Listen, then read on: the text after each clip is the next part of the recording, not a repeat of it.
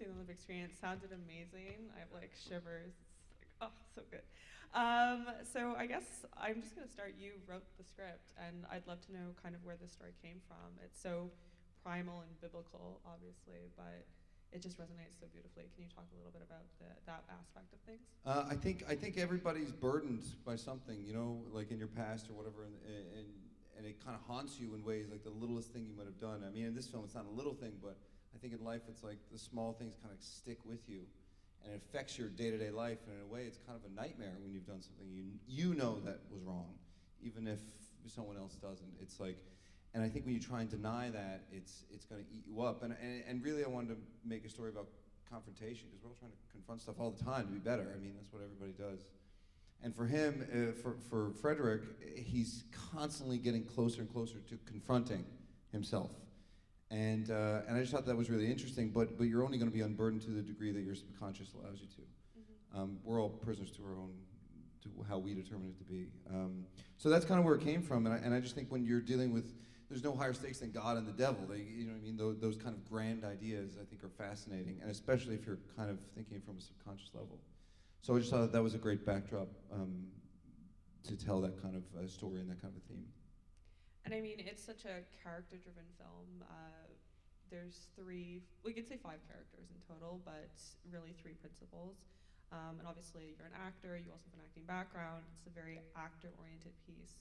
Do you want to maybe discuss kind of the aspect of approaching character and approaching performance, because it resonates so powerfully and it feels so embodied, I think, from everybody in the cast.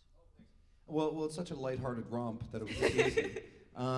No, I think, and we talked about this a lot when we were on set.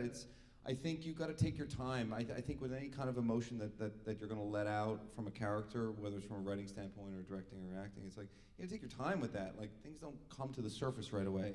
You know, we're not making CSI, so it's like, for me, when it comes to character, it's always a slow burn and a push and a pull and kind of a twisting of the knife too at the same time. You're kind of twisting a knife in and twisting a knife out, I think, when you're dealing with characters and their realizations and stuff. So when it comes in terms of character, that's the way I always look at it. It's like you got to give them their time and space. And for you, Henry, kind of playing this role, it has so many nuances and so many layers and complexities. How did you feel when you read the script, and how did you kind of approach that character? Ended our friendship. And Well, I signed on when this was a musical, so that was pretty weird when we got on set and he showed me the script. That was pretty. The subject matter is beautifully, I think, explored in the script. And Mark, I hesitate saying this because I don't think he's a good director. I think he's a great director and a great writer of characters, because he really wants to expand the seconds that we might think we have in our experience. He wants to expand them fully. When you're acting, there is never a time when Mark has said, I need this quicker. He's always said, take your time. Sit in it. Let it come from down here, let it come up, and let's see what happens to it. And more often than not, there's a concern by directors and producers where, you know, time's running by and I'm not sure what's happening. Mark, obviously from the script, I would say, has a love of the experiences we have, as complex as they are, and is not afraid to jump right in the middle of them and share them with everybody. And I think that's awesome. But having said that, he's a bit of a jerk. He's great, yeah. That's what I felt on set. And in terms of character, he writes them. You basically, you know, Tony Hopkins says it, sir, Tony, read it as many times as you can, and if the writing's good, all the information you need is there, and if you've lived life and you're not ashamed or afraid of what you've lived, and you know how to focus it on some level, it's all there. The difficulty is when you read a script, when you've got to do 60% of maybe the writer's work, they're shy about life, or they're shy about their situation, or they're running after a genre, then you're in trouble as an actor. Not in trouble, but then your work is hard. But when you read a script where the writer has unabashedly approached the subject the way Mark does, then a lot of your work is done. And I mean, in terms of kind of, you have these central performances, but I feel that the actual filmmaking also elevates it to another level. The black and white is so rich. From what I've read, it was shot in black and white. And I mean, to me, I see the difference like immediately. It's like the darks are so rich. And also this kind of like compositional, like these canted shots, this kind of very, is very emotion driven, like the way that you frame the characters, the way that you make these cuts. Do you want to kind of talk about the construction of the film overall? Well, I think dread is more interesting than gore or gratuity. Dread is scary. I mean, that goes back to Hitchcock. It's I think we all dread something. Like, it kind of goes back to what I was saying at the beginning. It's like we're always dreading something, like constantly, every day. And it's like, and that dread is a creeping, crawling, kind of twisting, annoying thing that just kind of keeps going. And I find that fascinating because every character you should put them through the ringer. And it's funny watching it in a theater. I haven't seen it in a theater. And it's like, God, he really goes through a lot. Like, every scene is like, oh, here's another one. But that's the way it should be. But that's the way life is. Like, I mean, because the things that you kind of prioritize as good or bad, anything that happens kind of goes into those categories a little bit. You know what I mean? So everything is a bit of a twisting of the knife.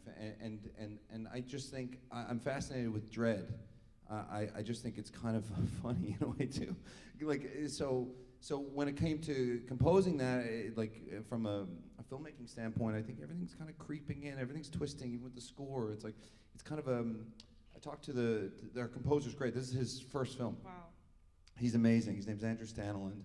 And I said everything is sideways and everything's twisting from the side because it's just kind of grasping you in a weird way. So that's the way philosophically I kind of looked at it. And then I just love watching movies. So you watch so many movies that you kind of have weird reference points that find their way from your subconscious into the film. Like for example, like the character I play, I'm obsessed with the movie Passion of Joan of Arc by Carl Theodor Dreyer. A masterpiece. Yeah, I think it's maybe the greatest thing I've ever seen. And I loved how pale all the faces were in that. And so for all the characters, I wanted that.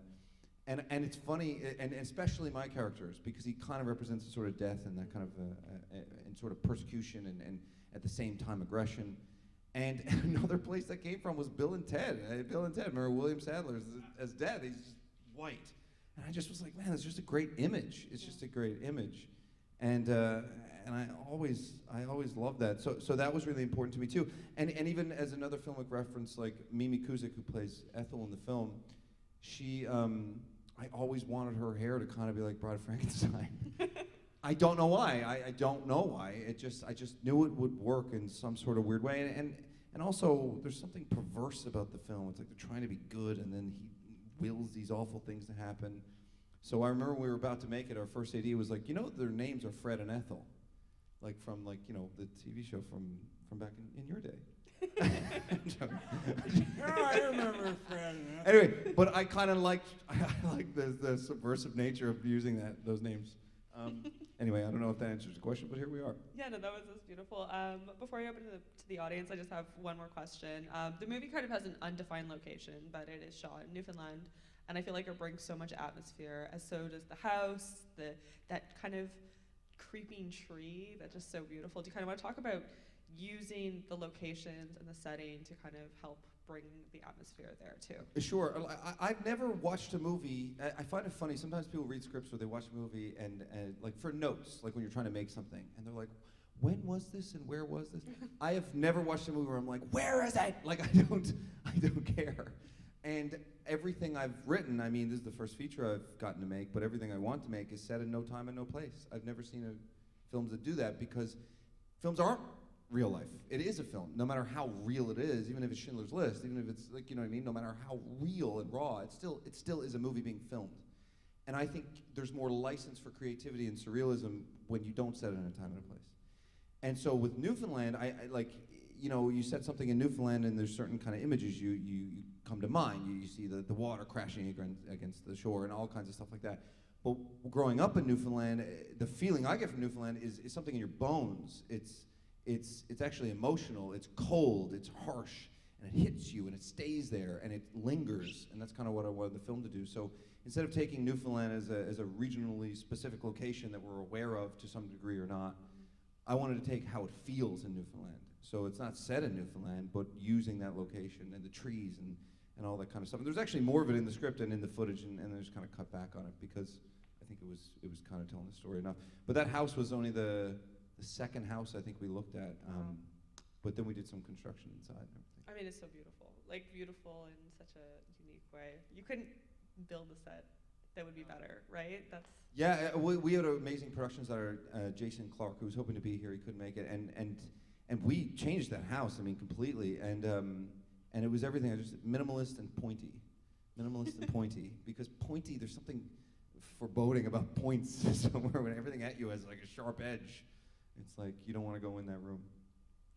Yeah, so I'm going to open up to the audience if anyone has questions, but I will warn you, you cannot use a microphone because of COVID, so you'll have to project.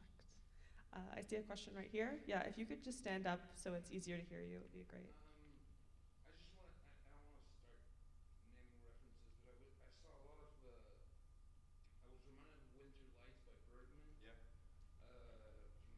From the standpoint of the priest, which was great performance, by the way. Great And writing. Well, no, for your performance was really great. Appreciate that. As a priest. And the character was beautifully driven.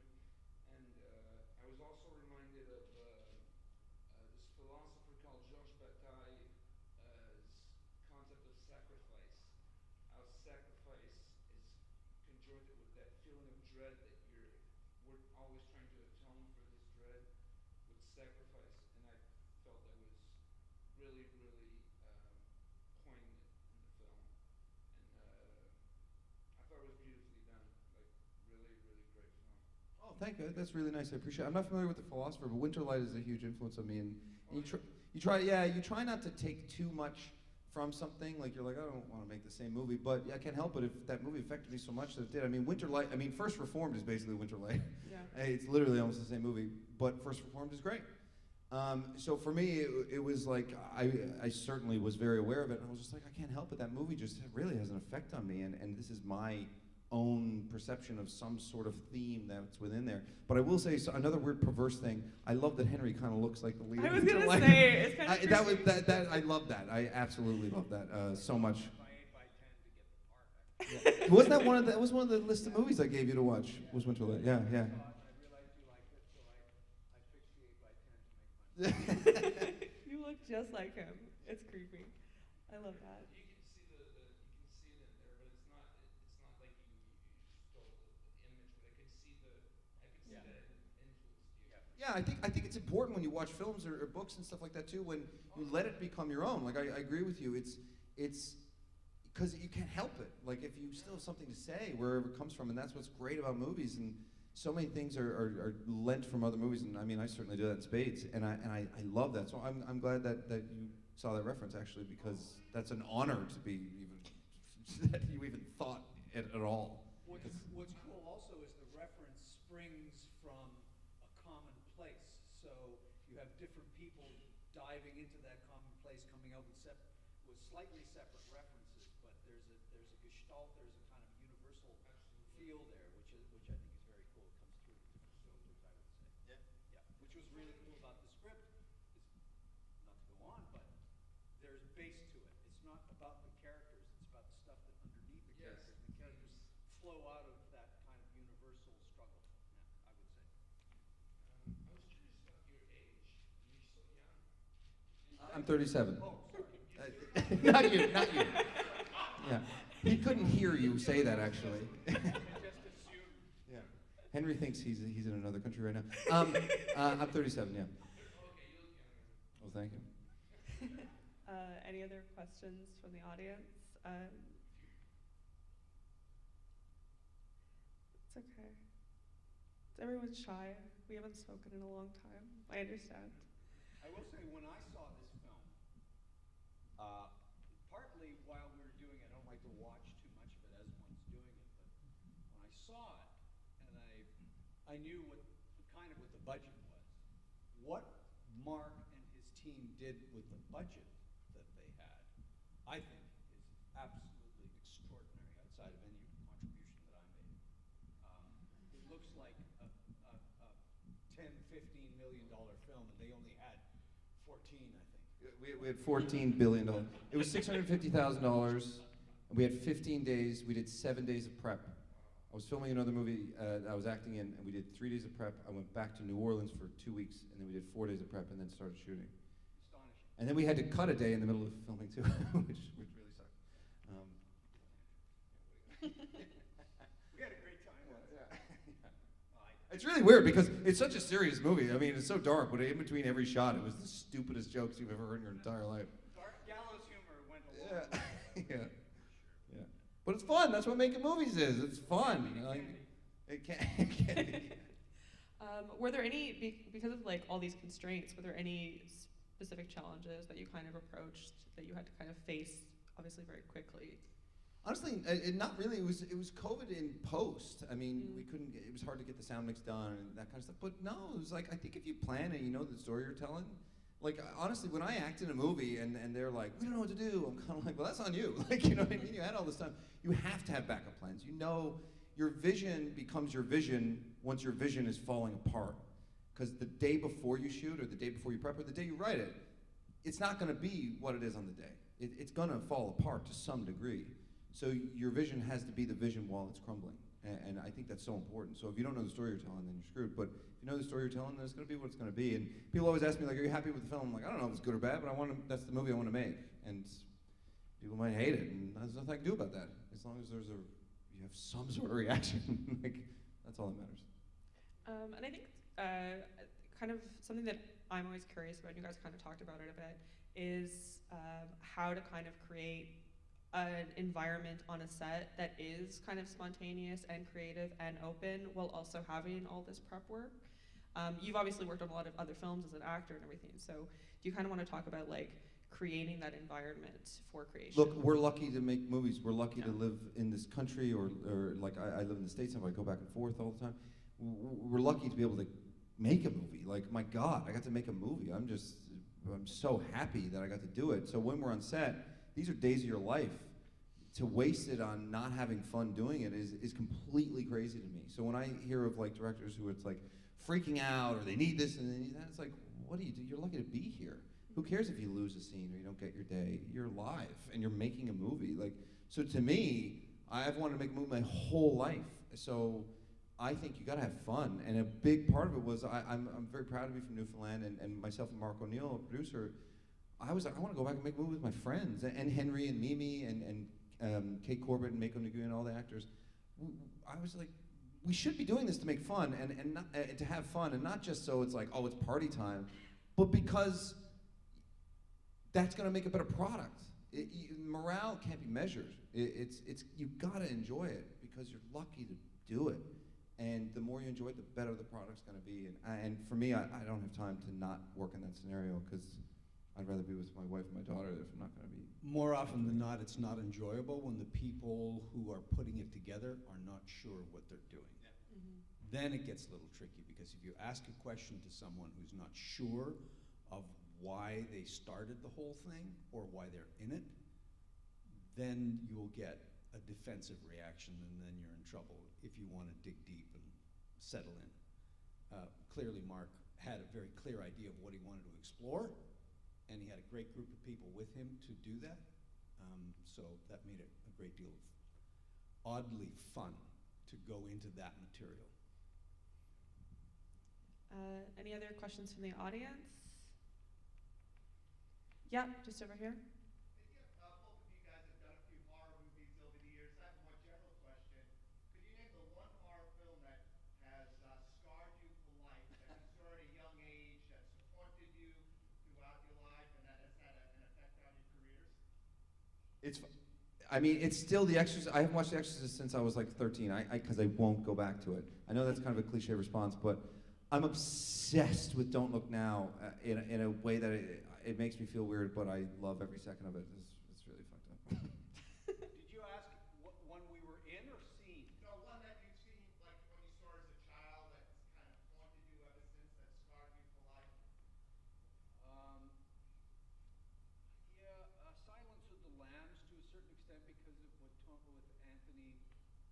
in it, the way he was so still and so clear and so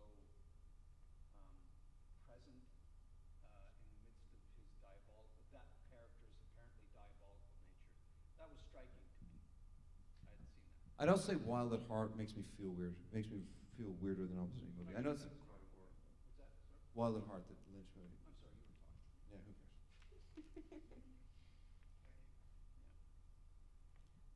I guess, I mean, this is the world premiere, and it's like gonna have an amazing journey, I hope, and many people are gonna watch it. But obviously, you have such a passion for filmmaking. What's your next project, or what is kind of in the works? More horror? Or are you kind of branching out? Yeah, I kind of, I mean, trying to make the next one. To me, horror has just really grasped me. I think you can tell a story. You can grab an audience quicker with horror. You start a movie with like two people meet and then they kind of like each other, and like I've seen it 1,000 times. Like I want to grab someone, and then you can actually tell a story and leave some ambiguity. There's more room for ambiguity, I think, in horror too, in genre. It's fascinating to me, and I was late coming to horror films, and I think they're amazing because I think it's more of, you can utilize so much more, I think, and surrealism and all those kinds of things. Like it's hard to do that in sort of a mainstream or another kind of genre. I also like too, like one thing with this film, I really wanted it to be, you don't know what genre it is. Like how do you even really classify it? I mean, maybe the music does in the black and white, but ultimately at some points it's an emotional drama, and like other times it's a horror and it's a mystery, and I think it's hard to put things sometimes into a genre, and I like a film that I don't know what the genre is. It's like I can't even classify it. I mean, to me, I would classify this as the mysterious stranger genre, which can cover like a whole broad spectrum, and it's like one of the most classic stories of all time, the stranger who arrives at the door. But that's what's great about film, is when you take something that everyone kind of knows and then you twist it a little bit. We were talking earlier about No Country for Old Men. I mean, it's the most tired story of all time, but it's one of the best movies of the past 25 years. Like, so when you can take it, I think that's easier to hook an audience when it's something that they're vaguely familiar with, and you have the unique spin on something familiar. Because if you have something that's completely otherworldly, it's sometimes hard for people to, as a story, for you to grasp on, because you're trying to catch up. You almost got to like reread the pages. Yeah. Whereas if it's like, oh, I'm familiar with this, I don't know what they're going to do, or where it's going to turn. Or they think they know where it's going to go. They're like, yeah, I've seen this. preconception's I don't. fantastic. Like, and then I was like, everyone's going to think Aaron's going to kill them all, or something like that. But then he wants to be killed. So I literally was like, let's do the opposite. But I love that, playing with preconception. I think it's fascinating when you see something, you're like, oh my God, like it's funny to me too, because how things are. I remember I went to see Punch Drunk Love, and I remember everyone leaving the theater because they thought they were going to see like Don't Mess with the Zohan. Like I was like, this is great. Like this is so not what everyone thought it was going to be. And I mean, that's the juice. That's what's great about movies, when you're surprised. I think we should all play with our preconceptions, like deeply. It'd be fun. So, Well, sorry. No, I think it's healthy. I found a pulpit there somewhere. So anyone else have anything they'd like to say? Yes? Given that you're also an actor, did you envision a certain portrayal of the character, or did Henry maybe expand on it and took it somewhere that you didn't expect it? Well, Henry's a phenomenal actor. Like, you know, he's one of the best actors I've ever seen or worked with. Like, so I knew he was going to do that, and he did. So that's what I think, when you write something, you're like, this is who I picture, and then they gotta just take over. Like, and then the greatest thing is being surprised. Like I was just saying, like as a viewer, but also as a director, or as a writer, or as an actor. I'm in the scene with him. I'm like, I didn't know he was gonna do that. Like, that's what's wonderful. And the answer to your question is yes. And if that wasn't the case, then I don't think you're really making art. Like, I know as an actor, when I do something, I'm like, I gotta bring something more to this than what's just there. Even if the writing's great, you still gotta bring, it's still you doing it. So you have to have your heart and soul into it. And your heart and soul is gonna be different than that person's heart and soul. So hopefully, if the talent's there, then I think it will come off the page. And Henry was, I mean, every day I was like, I can't believe he's in my movie, he's so good. Like, What's really cool for me is that this dude writes it, and you think, okay, he's got an idea of what's gonna happen. Every day, to a certain extent, you have an idea. This guy's written it, he's got storyboards and all that stuff, and he shows up and he still is, and I'm kind of talking about Mark, but I'm talking about the gestalt of a Mark. There is a presence, there's an availability to what's happening. And so the intimacy, I would call it, that you see coming through that is, I would suggest that, the sense of knowing what the story is, understanding where the character has been, where he came from, and then disregarding all that, or not disregarding it, but leaving it in the wings, and when action's called, and he's the one calling action, by the way, that disappears, and what comes through is the intimacy of the transmission. There's a transmission.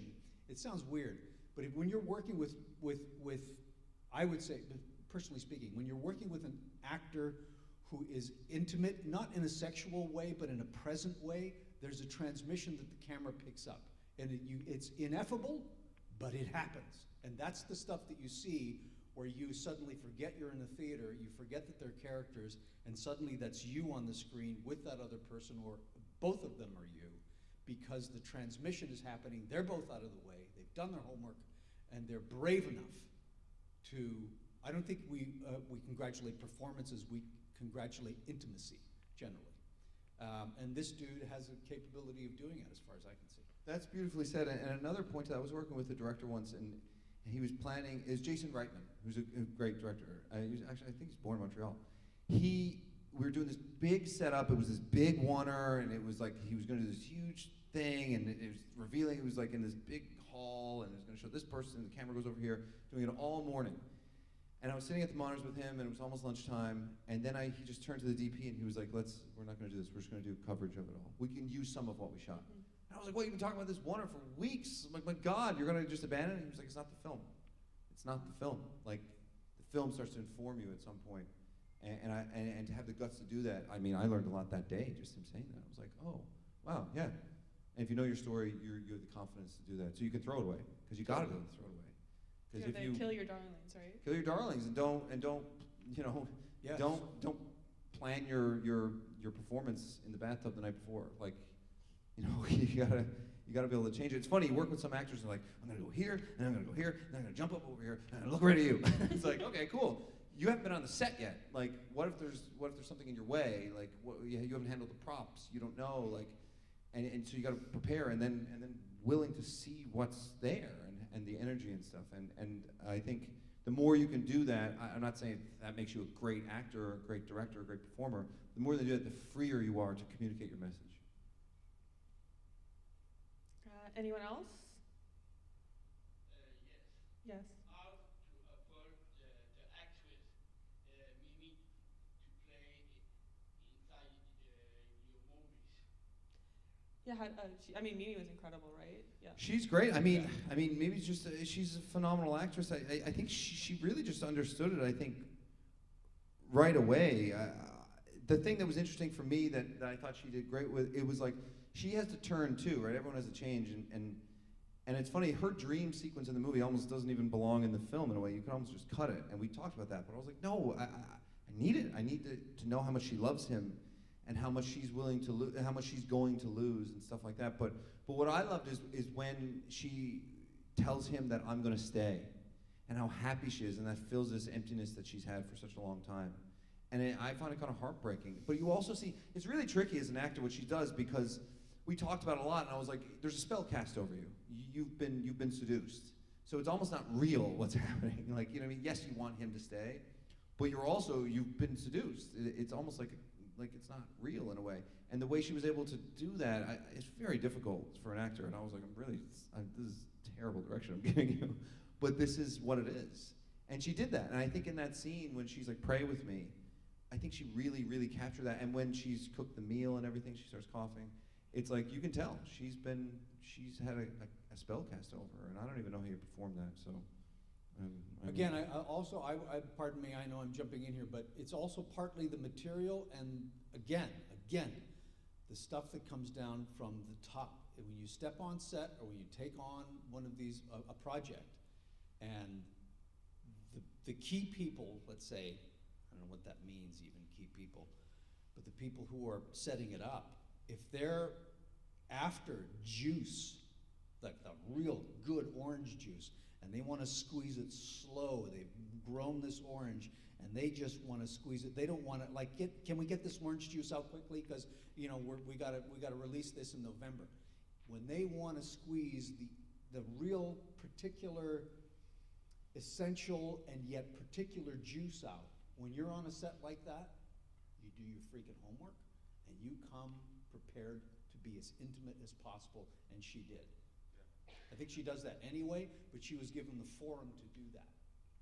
And did you always plan on casting her, or how did she kind of enter the project? I wrote it with her in mind. I'd Wow. only met her briefly once before, and her face was just what popped in my head. Same with Kate Corbett, who played Doris, the mother of Joni.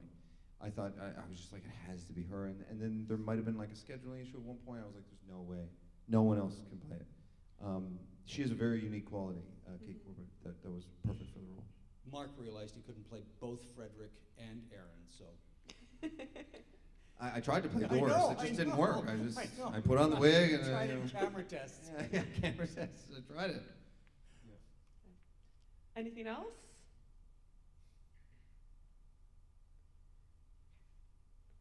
Well, it's getting late, and I think this has been such an informative and moving Q&A. Thank you guys so much. I just want to remind everyone, this is a world premiere. Tell people that you've seen and you've loved this movie. Go online. Like, word of mouth means so much for Canadian cinema. It means so much for horror cinema. It means so much for Fantasia. So if you really like this film, tell everybody. Tell everyone you know. Shout it from the rooftops. Thanks so much for coming. I know it's weird times. Really appreciate it. Thank you.